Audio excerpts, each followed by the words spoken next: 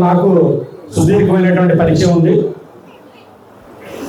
ఓటమిని తట్టుకుని 2013 స్థానిక సంస్థల ఎన్నికల్లో పోటీ చేసి రాజకీయ పరిణామాల చదరంగంలో ఓటమిని సైతం తట్టుకుని రాజకీయంలో ముందుకెళ్తున్నటువంటి నిజంగా మా సోదరుడు అరవింద్ గారికి నేను హృదయపూర్వకంగా ధన్యవాదాలు తెలియజేద్దామని ఈ రోజు ఈ కార్యక్రమానికి రావడం జరిగింది.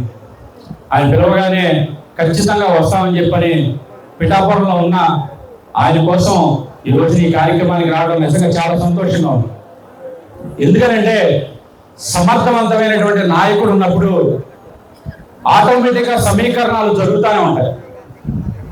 ఈ రోజున తెలుగుదేశం పార్టీని గ్రామాన మండలాల్లో పట్టణాల్లో గత 2014 ఎన్నికల్లో మున్సిపల్ పీఠాన్ని కైవసం చేసుకుని గుడివాడ పట్టణాన్ని అభివృద్ధి పథంగా నడిపినటువంటి తెలుగుదేశం పార్టీలోకి ఈ రోజున పట్టణం నడిపట్టుగా ఉండేటువంటి వ్యాపారం నుంచి ఇంత పెద్ద ఎత్తున మా సోదరుడు జాయిన్ అవడం ఒక మంచి శుభపరిణామమే కాదు.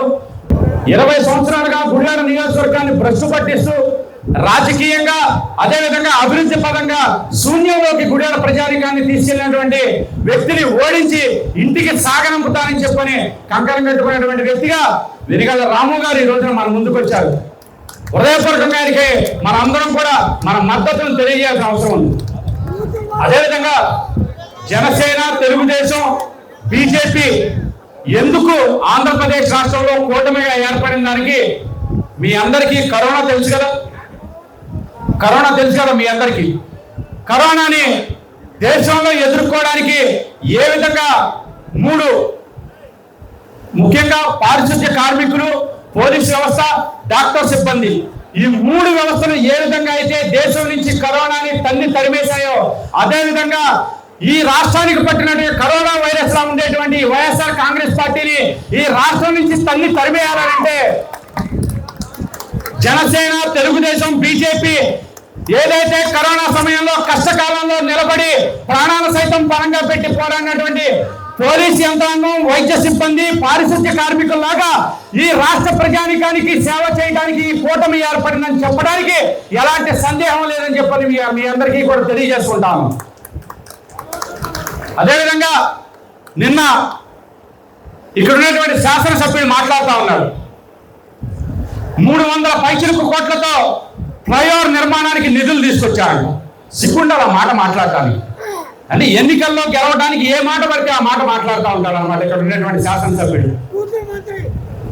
ఏది పడితే అది మాట్లాడుతూ ఉంటాడు.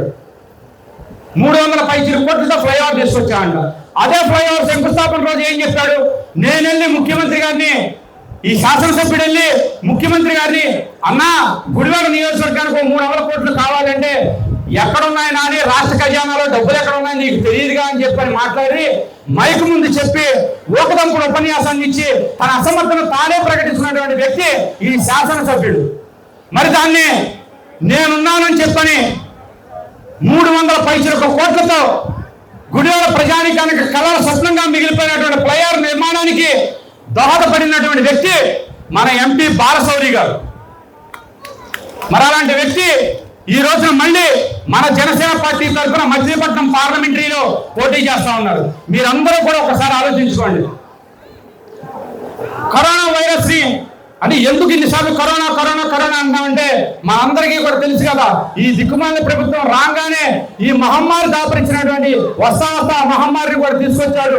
రాష్ట్ర అభివృద్ధిని మొత్తం నాశనం చేశాడు.